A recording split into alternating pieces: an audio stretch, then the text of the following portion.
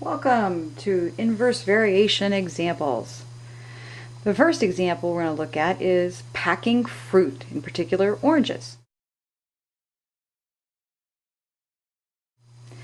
The number, we're going to call it n, of oranges that you can pack into a box is approximately inversely proportional to the cube of the average diameter, d, of all the oranges. All right? So you can literally use mathematics to figure out how many oranges are going to fit into a box. All you have to know is the average diameter. Alright, now what we want to do here is describe this using an inverse variation function. Alright, it says the number of oranges is approximately inversely proportional to the cube of the average diameter.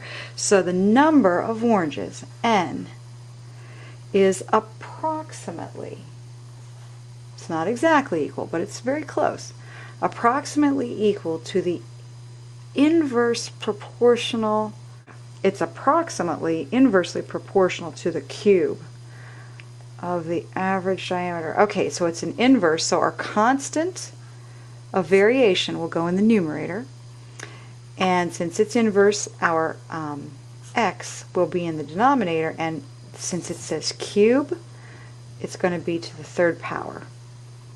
Alright, so n is equal, or is approximately equal to k over x to the third. This describes packing fruit. This is a cool one.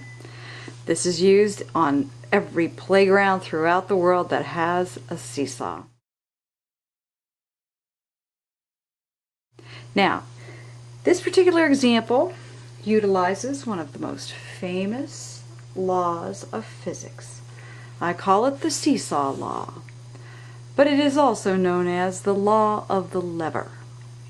Now, the law of the lever states that the distance that a person is seated on a seesaw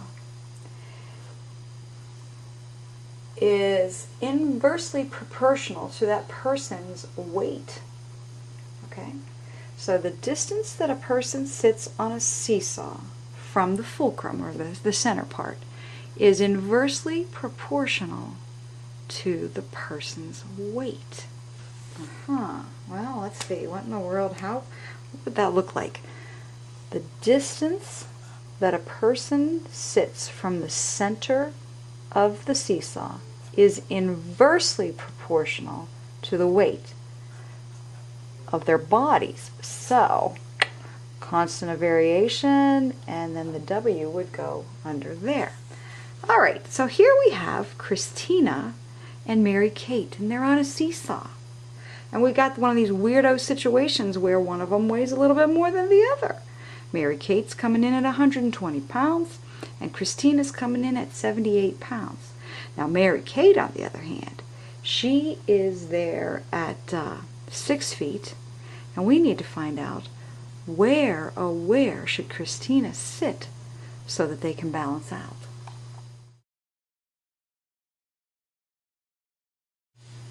Well, to start with, we're going to have to try and find that constant of variation. So we take the information that we do know already, the 6 feet here and the 120 pounds. We know that that is working. So let's plug those two values in. A distance of 6 feet is equal to some constant of variation divided by 120 pounds. Alrighty.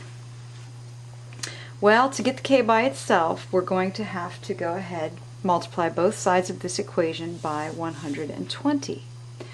So, doing that, 120 times 6 will give us,